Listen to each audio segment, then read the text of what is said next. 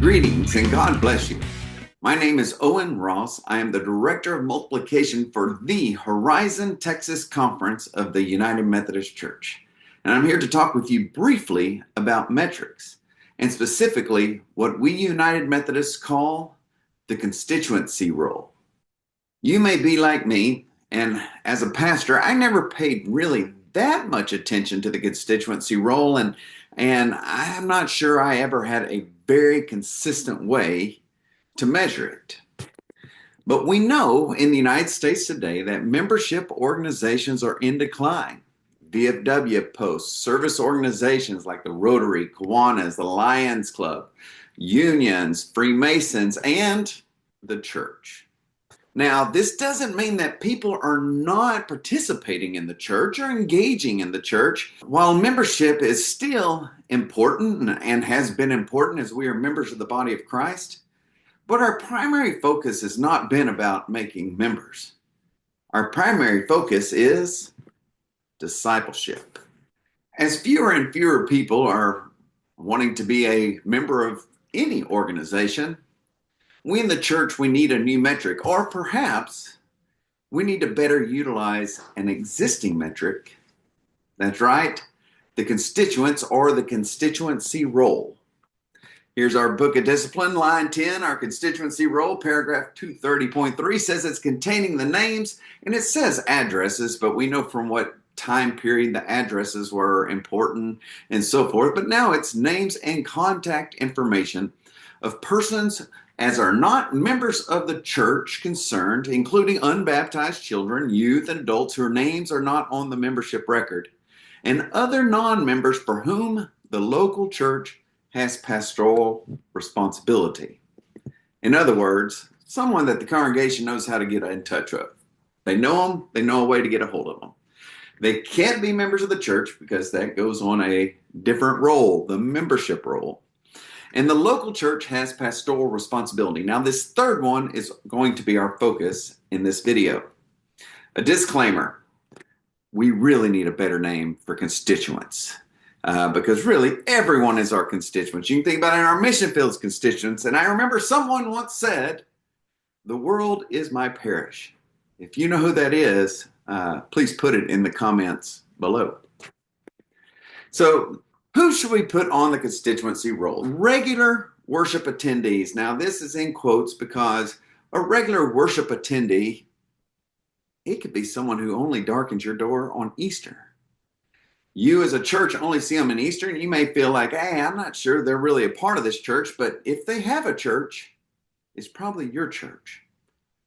When the day comes that they're called to the Lord and it's time for their family to have a funeral, there's a good chance it's going to be where they showed up on that Easter Sunday regularly. So you have those regular visitors, those people who come to a Sunday school class or who consider your church a church, they belong on this constituency roll.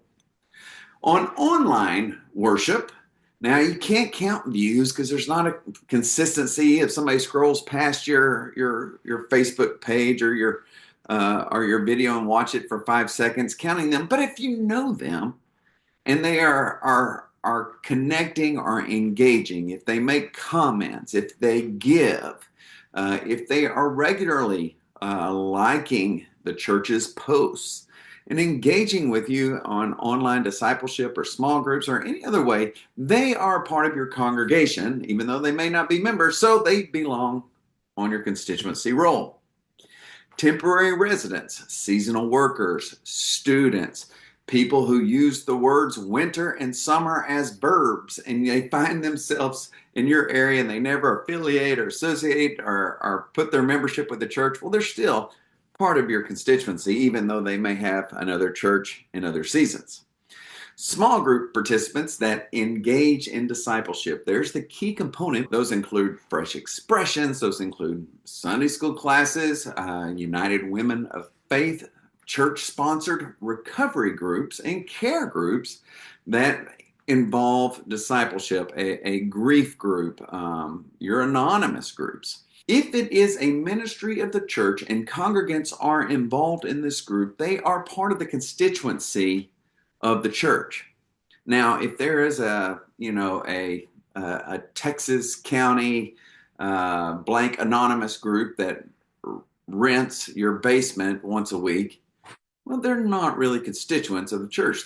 But those that are engaged in ministries of the church and that are sponsored by the church, in which congregants are connected with people, well, that is a pastoral responsibility that the church has, and so they belong on your constituency roll. Your social services or your outreach, when I say providers and recipients, think volunteers that come from outside your church membership that help volunteer in your church or your church's social service or mission program, mission trip. So it's important here to distinguish those that are purely secular. So you can think of a community garden. If there is some distinct Christian discipleship, some theological reflection, or a Bible study, or some sort of pastoral or discipleship service that is integrated into the gardening, well, they belong in your constituency. If it's simply a garden that people are participating in, well, I remind people that, the worst groups of people and the worst people in the history of the world, well, they also gardened. What's making this garden distinctly Christian discipleship? And if you can identify that, then all those who engage in that garden are all those who engage in this social service that has a Christian discipleship component upon it. Well, the church has a pastoral responsibility for those persons, and so they should be included on your constituency roll. Church school students, when discipleship takes place in the school, again, not if they are just tenants or a charter school or someone that is not doing, that the church is not having chapel or studies in, well, then those would not be a part of the constituency roll. But if there is discipleship taking place, then that is a pastoral responsibility. Now, who not to include? First-time single event attendees. As I said, views are just social media likes. Individuals that are no longer engaging with the congregations. Individuals who have already gone to be with the Lord should not be included in that number. Tenants using the building unless congregants are engaged in discipleship with or as the tenants. Providers, volunteers, recipients of social services that do not include intentional or distinctly Christian discipleship. Again, think of someone coming through your food pantry. If they regularly stop for prayer, well, you have some pastoral responsibility for them. If they're simply coming by and getting food from you, as they would from any secular food bank, then you do not necessarily have a pastoral responsibility. That's unless you know that this person considers your church their church. And again, church school parents that don't engage in any discipleship or worship or other spiritual services would not be included.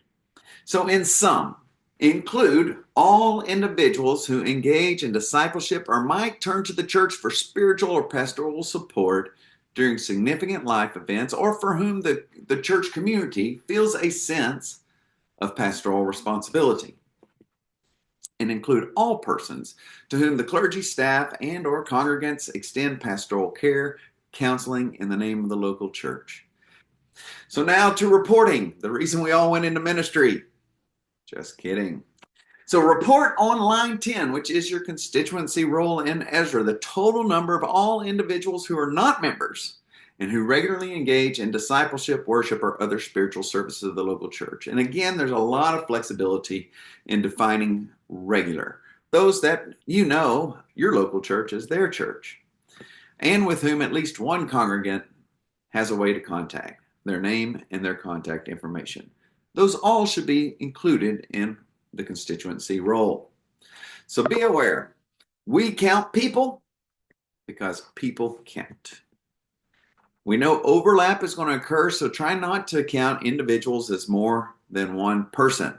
Simply because they go to 2 or 3 groups, they should not be counted as 2 or 3 individuals. Third, be aware of anonymity, and I touched on this a moment ago.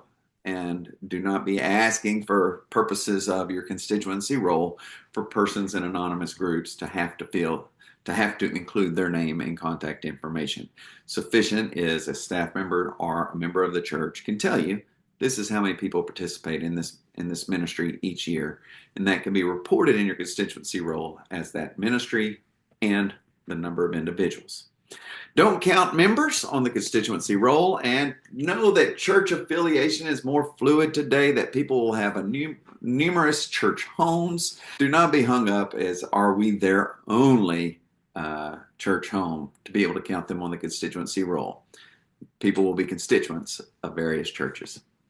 So I thank you for your time and your attention on this. It may sound like a real technical item, but it's important that we're able to recognize how membership and affiliations and engagement is changing.